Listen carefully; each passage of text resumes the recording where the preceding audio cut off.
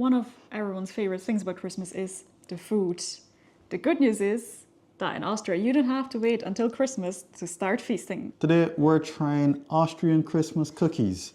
Now, we've bought a couple of these from the store. We don't know what all of them are, so we're gonna kind of go through, show you what they are, as well as tasting them. Sorry that you're not here to try them, but if you're here in Austria or coming for Christmas, this is what you could be eating. And sorry, Grandma, that these aren't the traditional homemade ones. I admit these were store-bought because we were in a rush. But traditionally, you would get them probably from a family member who has much experience in making them, or even some older ladies in the village, for example, who literally make all of these and you can order by the kilo because these are the quantities that people eat them in. Cool, so let's start. Pick your first. Where do you want to start? The big ones, the Lebkuchen. So these are classic Lebkuchen, like gingerbread, like a spiced kind of bread. They come in loads of different shapes. We've had some in our Nicolo video. If you haven't seen those, check that out because there's also even more treats to be eaten. But these ones are interesting because they have you're giving me the smaller piece? These have a little chocolate layer at the bottom. Tastes like Christmas. Yeah, they're chewy. Nice and thick, the way you want them. Very dense. Getting a lot out of it. Yeah, I kind of like these because they have this kind of like gingerbread. Is it kind of like an orange kind of flavor taste to it? Yeah, loads of Lebkuchen are flavored with often candied fruit, kind of citrusy, orange, those kind of things, or nuts. So a lot of these come from different regions of Austria because that's what makes it interesting. Just that's what makes it very interesting. Everything just doesn't come from one place. Right, could you tell us what these are? These are a pair, if you will, of Linzer Augen. So Linzer eyes. Linz is a place in Upper Austria, and these they don't quite look like eyes, but I guess they have eyes cut out of them. The important part is the jam, usually apricot jam.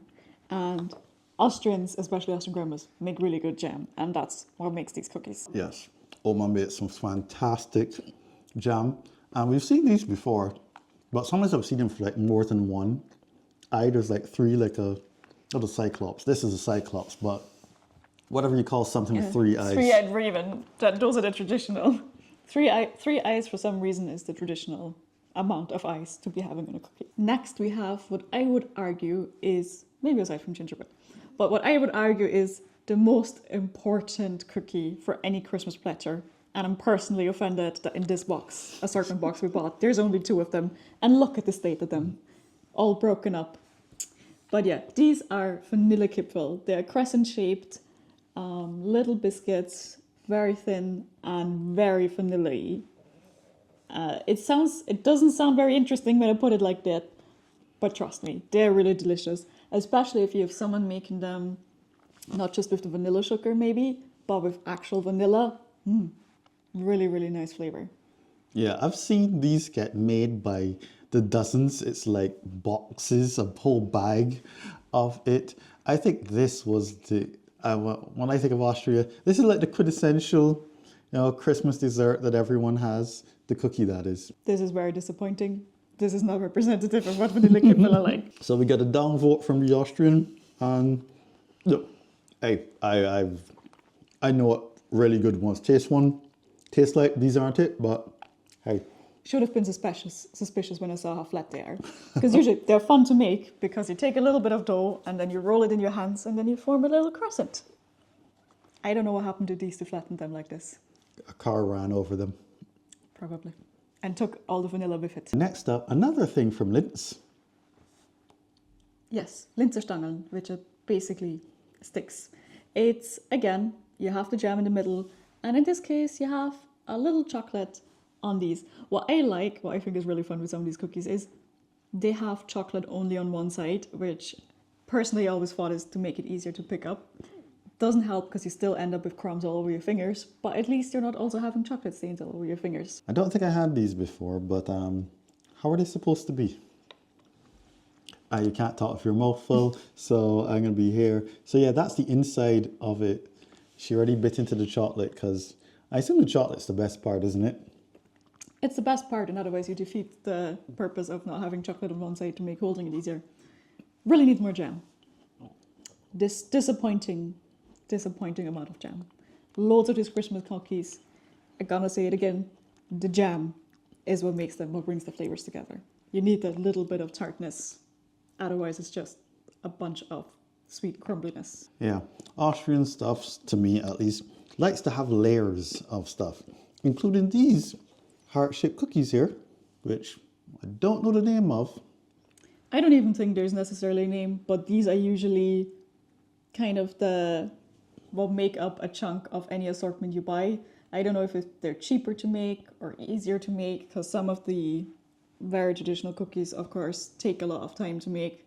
So these are a bit more simple. And again, jam. If you have good jam, you can't go wrong with it. Sorry, I mutilated one here to kind of show the jam in the middle, because this was a mutilation job. I'm sorry, but still tastes good. These ones actually have jam in them, proper jam. So you have the jam, you can't go wrong. Yeah, definitely. Second that. Yeah, that jam's not bad. It's not bad at all. There's also different variations. So we just had the Stangel. This is literally just a square, again, with jam inside, supposedly. We'll see how much jam there actually is. You can make a mess. All these cookies are nice, they're crumbly. Yeah, kind of missing the jam component, but not bad. And this, with my dusty hand, is kokos, also known as coconut. What exactly is it?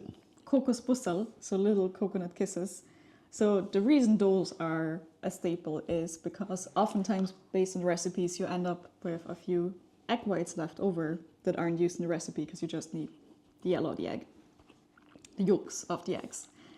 And so you end up making these coconut bussels, which are, depending on who makes them, can be a bit dry, as the rum probably is experiencing right now as he keeps on chewing and chewing. They're very coconutty and literally just, coconut flakes. So make sure you keep your water handy if you're having them.